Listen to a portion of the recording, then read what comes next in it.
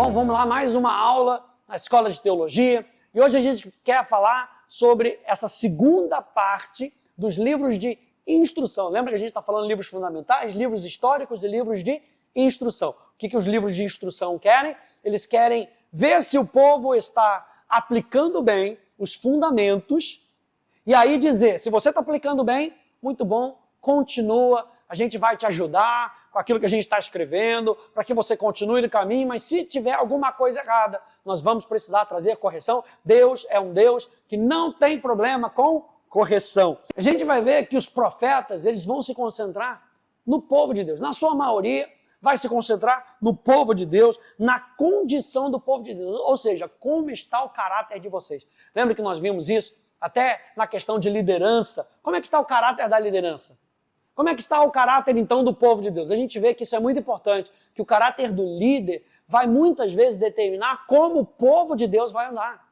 E isso aqui, ele é trazido à tona nos livros proféticos. Eles vão se concentrar também no futuro do povo de Deus. Olha, se vocês fizerem isso, isso vai acontecer. Se vocês não fizerem isso, isso pode acontecer, isso pode não acontecer. Então, os livros proféticos, eles são muito relevantes para essa questão da instrução, né? E a gente vai concentrar, é claro, na questão do exílio, e a gente vai ver como, lembra dos livros históricos que terminam com o povo indo para o exílio, o povo de Israel, o povo de Judá, todos eles indo para o exílio, por quê? Porque eles não aplicaram as coisas fundamentais, os líderes não aplicaram, portanto o povo também não aplicou, e aí a gente vê os profetas agindo nessa época, dentro da história, alertando o povo.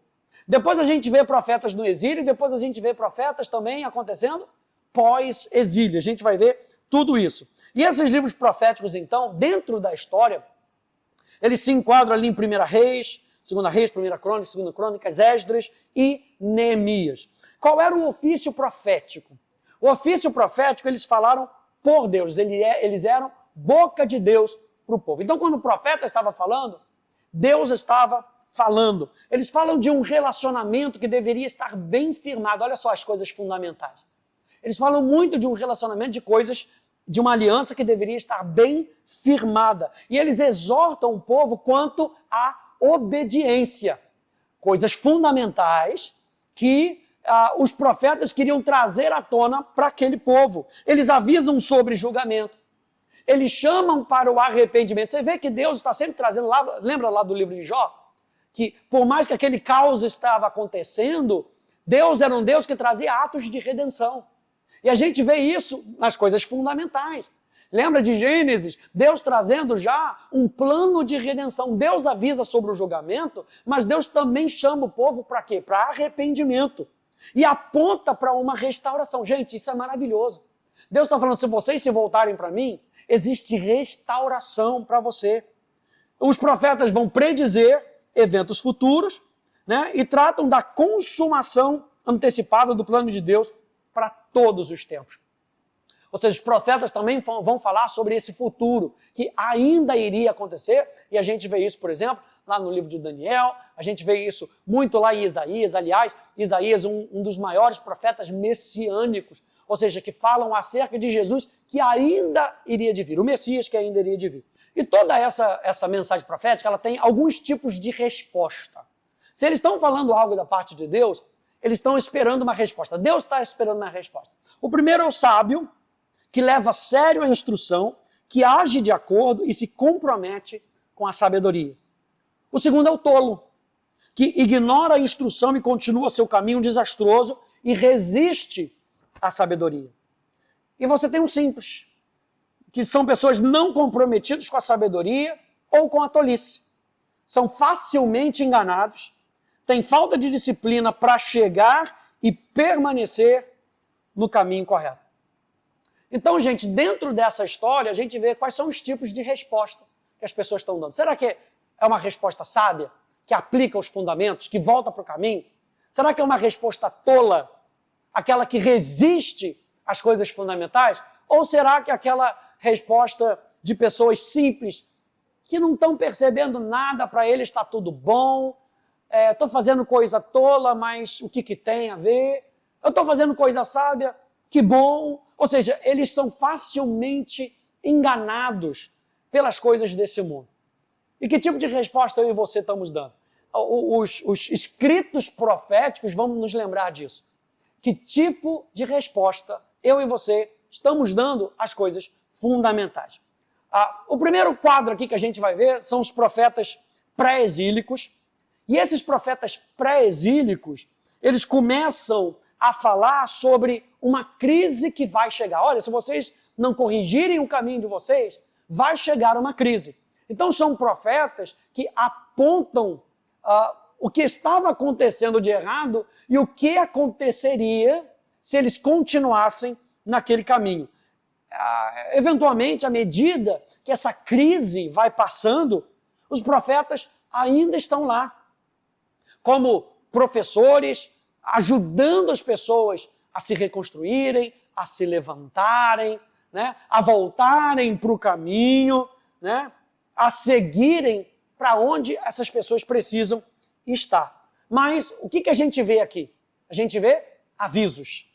Então, uma boa parte do ministério profético são avisos. E a gente vê isso aqui nesses livros proféticos, principalmente nesses profetas pré-exílicos. Avisos é uma palavra-chave muito importante. Qual é a ênfase? A ênfase é advertência. Deus está alertando ao povo. Presta atenção, Deus não quer com que o povo se corrompa. Não é desejo de Deus que o povo se corrompa. Então ele traz o quê? Advertência. E aí a gente vê, por exemplo, alguns profetas. Para Israel, por exemplo, a gente vê Amós, a gente vê Oséias, que alertam o reino do norte sobre o que vai acontecer se as pessoas não voltassem para Deus. A gente vê, por exemplo, Obadias, agora sim para Edom, porque Edom são, a gente pode dizer assim, que são irmãos do povo judeu, que são muito fraternos, né? São amigáveis ao povo judeu, e eles não mudam o seu processo. Olha só que interessante.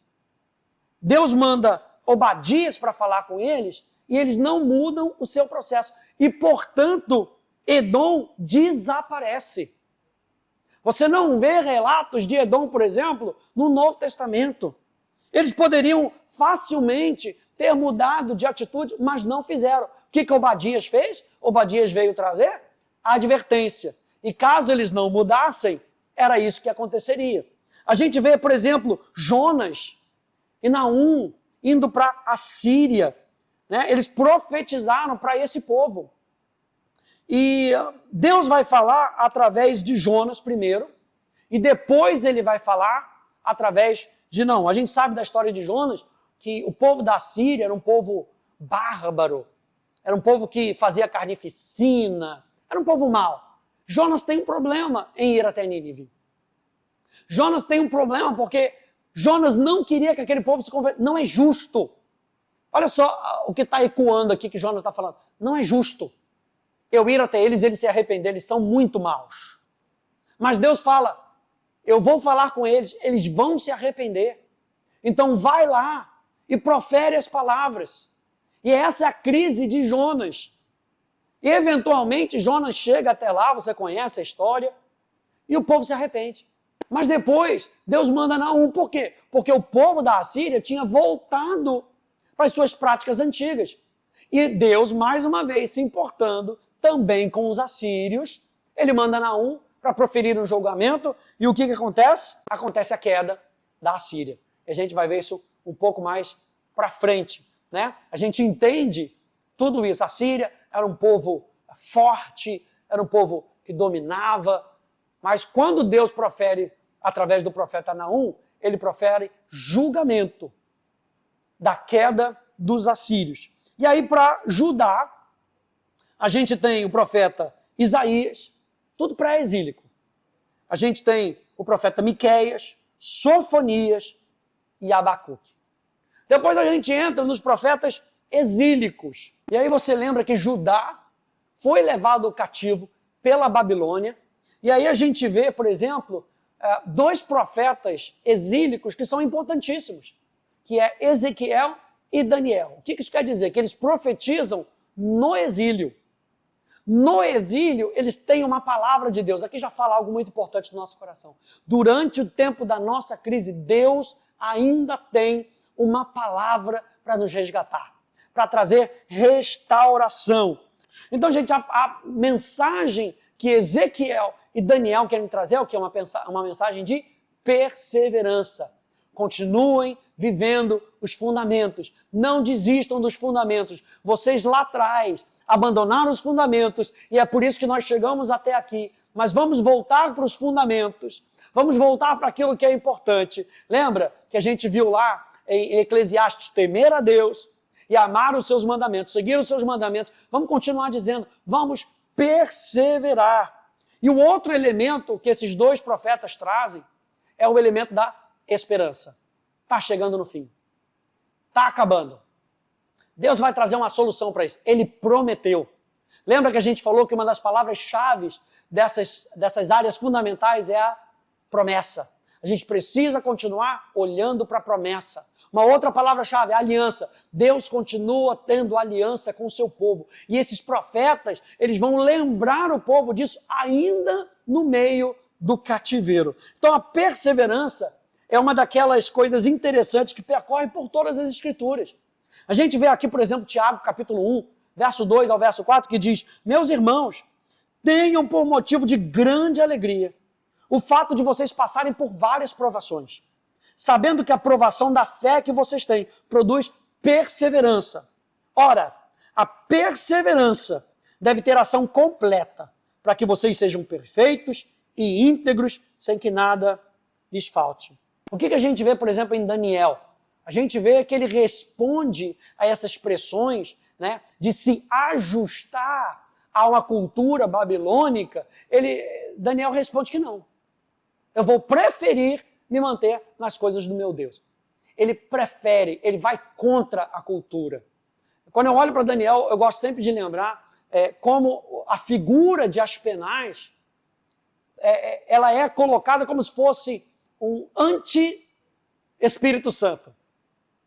É como se ele tivesse dali para colocar a cultura e a linguagem da Babilônia e o Espírito Santo está para colocar a cultura e a linguagem do céu na nossa vida. E a gente consegue ver isso no livro de Daniel. E Daniel diz, não, eu prefiro não. Eu prefiro não. E Daniel acha graça, presta atenção, por fazer as coisas fundamentais. Não deve ter sido fácil, eles devem ter sofrido oposição, mas eles tiveram também graça. Meu Deus, que livro maravilhoso, que conceito maravilhoso a gente poder olhar para a perseverança de Daniel e dos seus amigos. Ele também aponta para o cumprimento final das promessas de Deus, olhando lá para frente. E é isso que a gente não pode perder. A gente não pode perder o foco nas promessas. Ele fala sobre nações que virão, sobre reis e poderes que virão e se levantarão, e a consumação final de todas as coisas, ou seja, Deus, ele é vencedor sobre todos os reinos, sobre todos os poderes, e porque ele está alertando ao povo sobre isso lá na frente, esperança, lembra que a gente falou que é mais um fator, esperança brota no coração deles. Que Deus, de alguma maneira, dentro da história, também seria vencedor sobre reis e sobre poderes na geração deles, sobre a vida deles. Isso aqui é maravilhoso, gente. Quando a gente chega, por exemplo, a Jeremias, ele profetiza antes e ele profetiza também depois. Ele começa a profetizar ainda no tempo de Josias, ou seja, pré-exílico, que foi um bom rei, e só parou de profetizar quando foi raptado para o Egito, onde provavelmente Jeremias morreu. Mas quando você lê Jeremias, você percebe como era difícil ser profeta naquela época. Como era difícil ser um profeta, ser perseguido, ser chacotado, sabe? Trazer uma palavra de Deus, viver os fundamentos e alertar as pessoas, não é fácil, gente. Isso aqui fala de algo que eu e você precisamos aprender. Não é fácil ser cristão. Aliás, quando a gente olha para Timóteo, quando Paulo fala para Timóteo, ele fala, nos últimos dias sobrevirão tempos difíceis. Na versão da Bíblia Viva, se eu não me engano, diz que nos últimos dias vai ser muito difícil ser cristão. Por quê? Porque os homens vão ser amantes de si mesmos, egoístas. E Cristo anda na contracultura do mundo. Jeremias, ele está vivendo justamente isso. Ele anda na contracultura de um sistema e ele tem que alertar um sistema que está indo contra Deus. Então ele é perseguido, ele é preso, ele é massacrado. Então o que a gente vê ao longo desse caminho? A gente vê que a nossa capacidade de ter influência na cultura sem sermos atraídos para a cultura que está se afastando de Deus. A gente vê o nosso senso de caráter e como mantê-lo intacto, mesmo quando as coisas ao nosso redor parecem estar fora do controle. A gente vê isso nesses livros proféticos. Uma última categoria, a gente vê os profetas pós-exílicos. O que são os profetas pós-exílicos? Deus fala da restauração do povo. E esse povo volta do cativeiro. A gente vê isso que a Pérsia, né, libera o povo para voltar para casa. E aí a gente vê 3 livros que falam sobre isso, né? Fala o livro de Ageu, o livro de Zacarias, o livro de Malaquias. E todos esses profetas são contemporâneos de Esdras e Neemias. Lembra que a gente está falando que esses livros proféticos, poéticos, eles não avançam a história. Eles estão contidos dentro da história. Onde é que eles vão se enquadrar? Onde é que vai se enquadrar Ageu, Zacarias, Malaquias? Ali dentro da época de Esdras e Neemias, que voltam para reconstruir a cidade. Que voltam para reconstruir o povo. Então, esses profetas acompanham, a palavra profética acompanha o trabalho prático de Esdras, de Neemias, de Esther, né?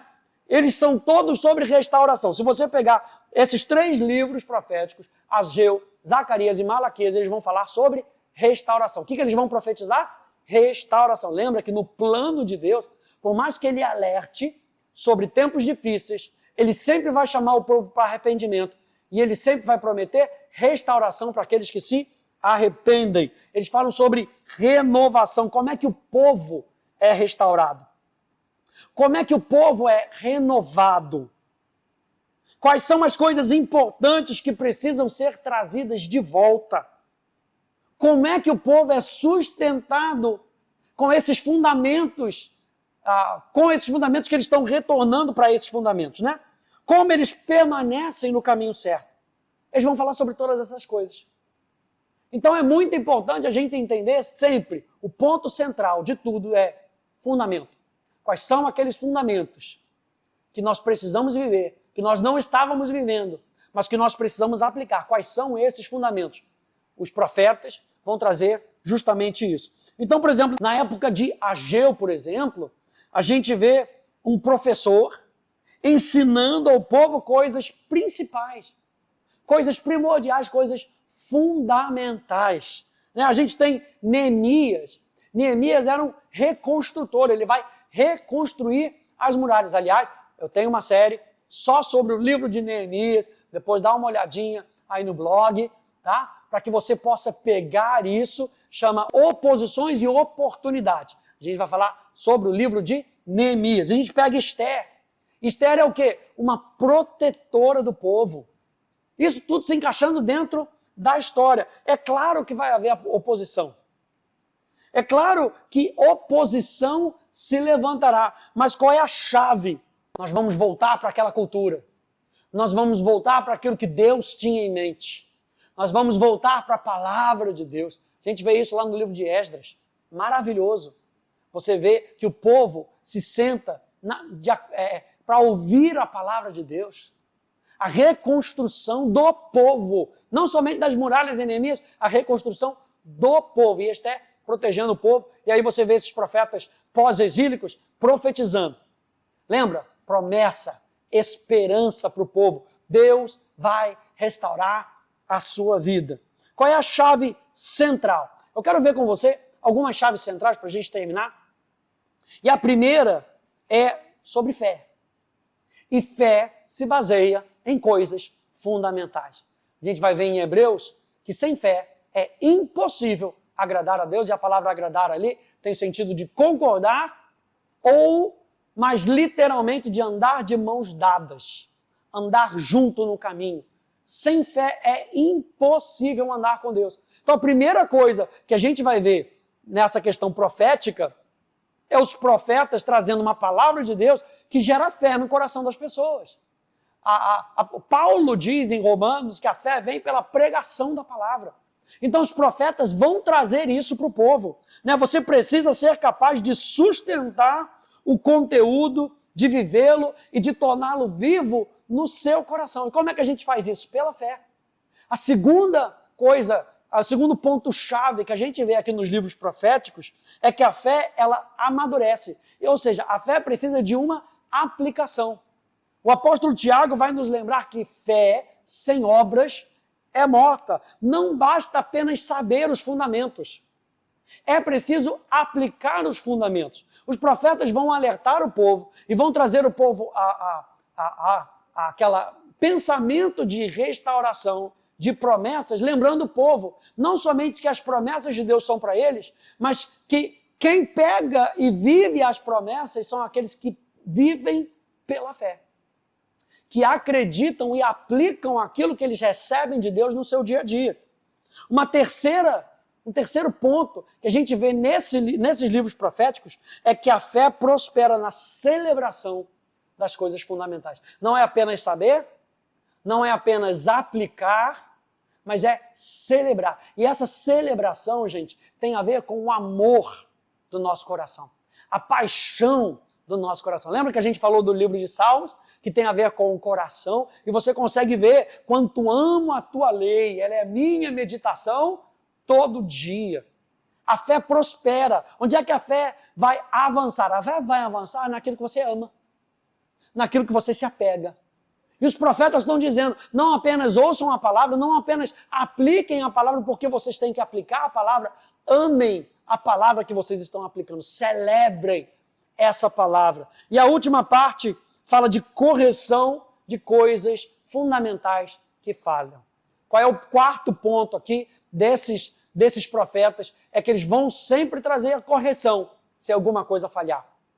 Ou seja, Deus está sempre apontando para nós aquilo que precisa ser corrigido. Por quê? Para que a gente não saia do caminho. Eu quero dizer para você que a fé se renova no contexto da correção. A fé prospera quando ela é celebrada, quando os fundamentos são celebrados, mas a fé se renova no contexto da correção dos fundamentos.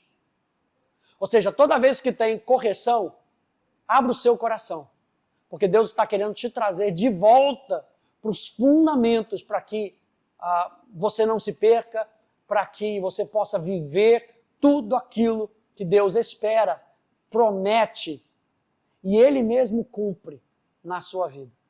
A gente está chegando no fim de mais um vídeo, e a gente está chegando no fim dessa primeira etapa, que é essa primeira etapa onde a gente fala do Antigo Testamento. No próximo vídeo, a gente vai falar sobre o período intertestamentário, aquele período de Malaquias a Mateus, que é muito importante. A gente vai compreender como esse período ele prepara o caminho para que Jesus possa trazer os fundamentos do reino de Deus. Então, fica antenado, não desiste não.